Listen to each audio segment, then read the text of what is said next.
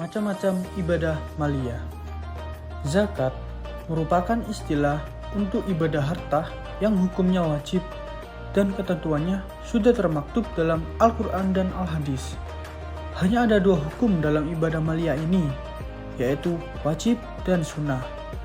Menurut para ulama, wajib yaitu sesuatu yang diganjar jika mengamalkannya dan disangsi jika meninggalkannya. Sedangkan sunnah, sesuatu yang diganjar jika mengamalkannya dan tidak disangsi jika meninggalkannya. Ada 4 unsur utama dalam zakat, yaitu zakat hanya untuk mustahik yang sudah ditentukan dalam surat At-Taubah ayat 60. Yang kedua, ada harta yang dizakati adalah harta yang khusus telah ditentukan, misalnya harta perdagangan. Dan yang ketiga, ada ketentuan yang khusus dalam standar ukuran, misalnya zakat perdagangan adalah 2,5% dari modal. Dan yang keempat, sebagian didistribusikan pada waktu tertentu seperti halnya zakat fitrah dan zakat emas sebagai simpanan. Yang kedua ada infak.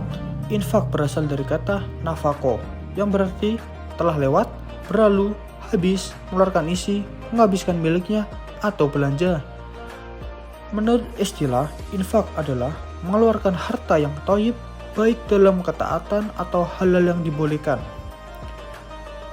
Nah, sodako ini sendiri adalah ibadah harta pada umumnya disebut dengan sodako. Sodako yang wajib dan ditentukan standar pelaksanaannya disebut zakat. Sodako yang wajib tapi tidak ditentukan standar pelaksanaannya disebut infak. Adapun sodako yang sunnah disebut dengan kata sodako itu sendiri. Nah, sodako berasal dari kata asidku yang berarti benar dan jujur. Falsafahnya, sodako merupakan bukti bahwa seorang memiliki keyakinan akidah yang benar, jalan hidup syariah yang benar, dan perilaku akhlak yang benar. Selain itu, sodako merupakan manifestasi kejujuran seseorang dalam kepemilikan harta.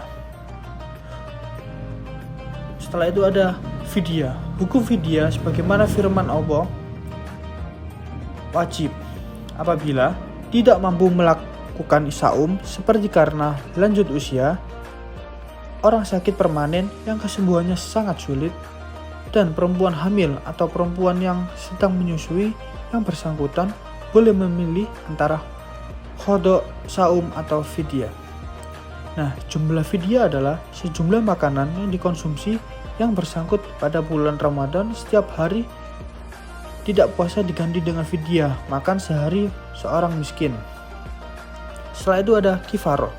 Kifarah adalah bersumpah palsu. Nah, salah satu caranya adalah dengan memberi makanan 10 orang miskin, yaitu dari makan yang bisa diberikan kepada keluarga sendiri, atau memberi pakaian kepada mereka, atau memerdekakan seorang hamba sahaya. Dalam hadis riwayat Muslim juga diterangkan bahwa kifarat nazar yang tidak dapat dilakukan sama dengan kifarat sumpah. Setelah itu ada kurban udhiyah. Udhiyah adalah menyembelih binatang tertentu pada hari raya Idul Adha atau hari tasyrik tanggal 11, 12, dan 13 Dzulhijjah dengan niat taqarrub atau kurban mendekatkan diri kepada Allah. Udhiyah kurban sebenarnya sudah menjadi syariat para nabi dan rasul. Setiap nabi melakukan ibadah kurban.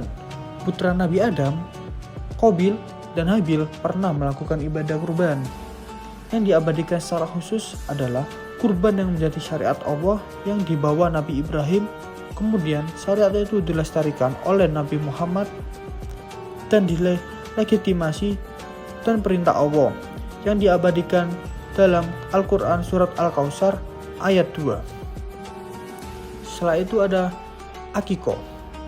Akikoh adalah binatang kambing atau domba yang disembelih dalam rangka menyambut anak yang baru dilahirkan. Akikoh dilaksanakan pada saat bayi berumur 7 hari, sekaligus dicukur habis rambutnya, dikunduli kepalanya, dan disiarkan namanya. Nah, apabila pada hari ke-7 tidak bisa dilaksanakan akikoh, boleh diundur sampai hari ke-14 atau hari ke-21 pelaksanaan akikoh setelah waktu tersebut menjadi ikhtilaf para ulama. Setelah itu ada al-hadyu. Al-hadyu adalah melakukan penyembelihan binatang ternak domba sebagai pengganti pekerjaan wajib haji yang ditinggalkan atau sebagai denda karena melanggar hal-hal yang terlarang mengerjakannya dalam prosesi ibadah umroh atau haji. Setelah itu ada dam. Dam adalah menyembelih binatang tertentu sebagai sanksi terhadap pelanggaran atau karena meninggalkan sesuatu yang diperintahkan dalam rangka pelaksanaan ibadah haji dan umroh, atau karena mendahulukan umroh daripada haji, atau karena melakukan haji dan umroh secara bersamaan. Dam juga diidentifikasikan dengan al-hadyu sekalipun tidak terlalu sama. Dalam suatu hal, al-hadyu bisa lebih umum daripada dam, dan dam hal lain bisa lebih umum daripada al-hadyu. Dam dilakukan bukan untuk membuat sesuatu yang rusak batal menjadi sah atau yang kurang menjadi lengkap. Nah, adapun hikmah dari ibadah maliyah ini. Yang pertama, bagi si kaya, sesuatu sesuai dengan fungsinya sebagai pembersih harta, selain juga pembersih hati. Jadi dengan berzakat, harta itu menjadi bersih dan hak orang lain yang dititipkan oleh Allah kepada orang kaya. Yang kedua, memberikan zakat atau infak dan lain kepada fakir miskin bisa menjaga keseimbangan hidup atau kesenjangan dan menghindari ketidakadilan sosial. Dan yang ketiga, memupuk rasa kasih sayang dan kecintaan orang kaya kepada orang miskin sehingga terjalin keterpaduan antara orang miskin dan orang kaya.